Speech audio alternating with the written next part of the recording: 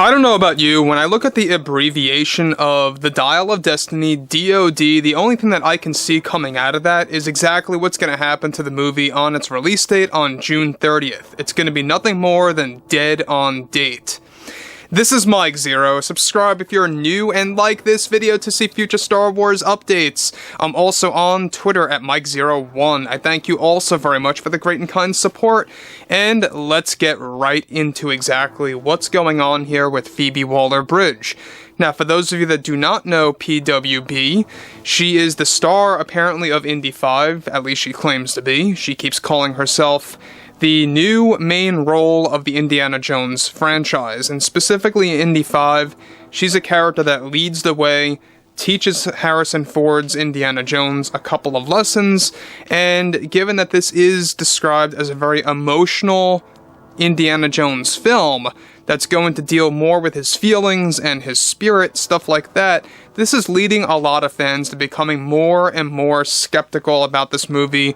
And really, what we saw at the Indy 5 world premiere, it just goes to show you that George Lucas did not want to be there. We talked about this numerous times. He was practically forced to go there because he is, yes, on the payroll over at Disney for helping out with Jon Favreau and Dave Filoni for Mando Season 4, Ahsoka Season 1 and 2, and a whole lot more on the horizon.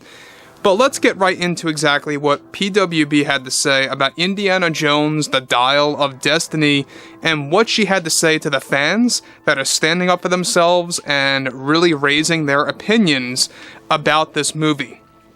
So let's get right into this. Now, with Phoebe Waller-Bridge recently promoting Indy 5 and revealing more story elements of the upcoming film, she went on to acknowledge the fan backlash surrounding Indy 5.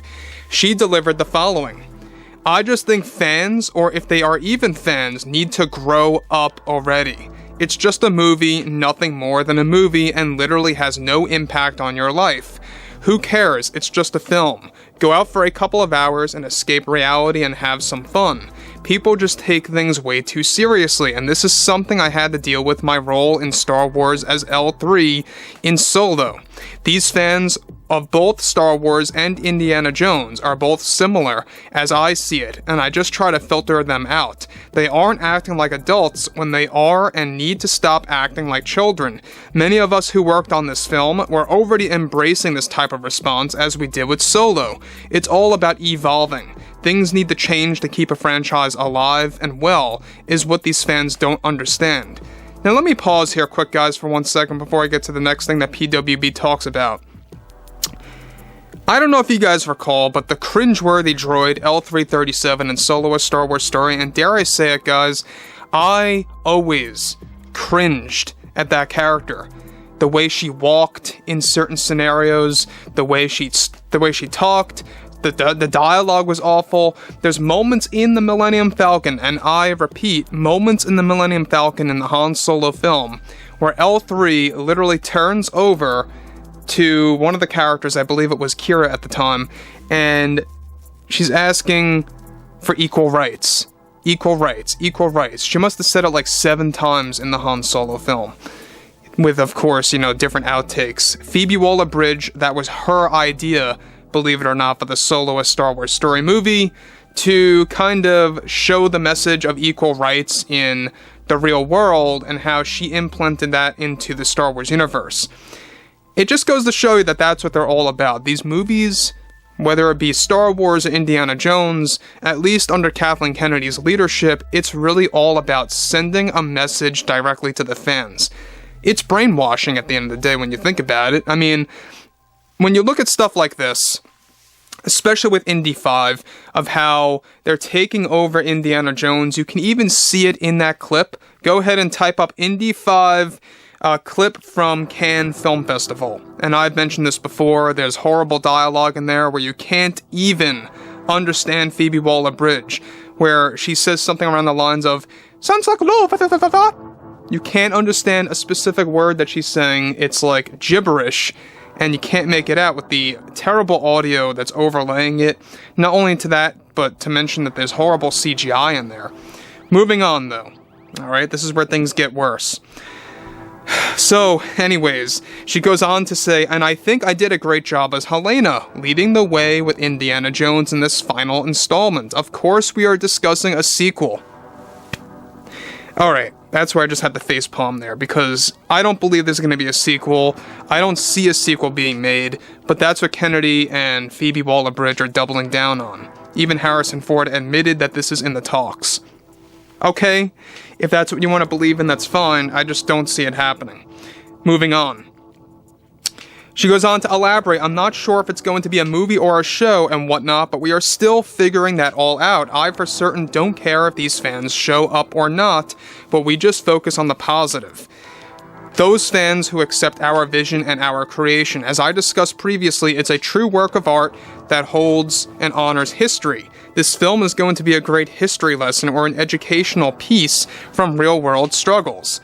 This was Kathy's vision and James Mangold's as well, and how he did an outstanding job making that into a reality. This is not just an indie film, it goes way beyond that. It's going to teach everyone big lessons about specific beliefs and everything of what's going on in the world today.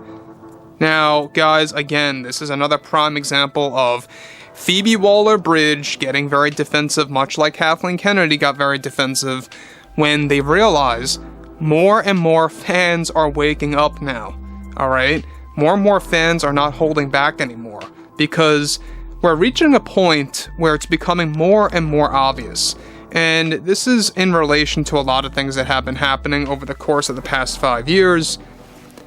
It may have not been enough until now. You know, at a certain point in time, it becomes enough, where fans are just gonna cut it, they want nothing to do with this message, or this agenda-driven garbage, I must add, for Indy 5, and it really just goes to show you that they've been trying to double down endlessly, failure after failure. Look at The Little Mermaid, look at Elemental, look at this movie. Disney is never gonna realize that they are screwing up until we decide to vote with our wallets, essentially. And I'm not here, by the way, to change your mind on that. I'm not forcing anybody to say, I'm going to see this movie, or I'm not going to see this movie. That's all up to you. If you want to see it, that's fine. But look, you got to remember the fact that if you see it, that's giving Disney the message that we're supporting it. That's all I'm saying. So anyways, moving to the next thing here. Alright, Phoebe Waller-Bridge, of course, has a lot of issues with Star Wars fans and Indiana Jones fans that truly love the lore through and through, like myself. Very big Star Wars fan. I grew up with it, as well as Indiana Jones 5, as much as all of you did. And those are the types of fans that they want to ignore. The people that cherish George Lucas. Let's not forget about what Leslie Headland said for her Acolyte series about how basically it's going to divert from George's philosophy. And anybody that wants to watch The Acolyte, 100% guaranteed you're going to be let down. This is described as the most controversial Star Wars project out there. Don't be fooled by it. They're really trying to make it seem like it's going to be the best thing out there because it's focused on the dark side and the Sith. But in reality, this is a Kathleen Kennedy and Leslie Headland message system. So anyways, guys, drop a comment below, fill me in below what you all have to say about this, and if you guys did enjoy the content for today, make sure to drop a thumbs up on this video to support the channel, and I will catch you guys next time.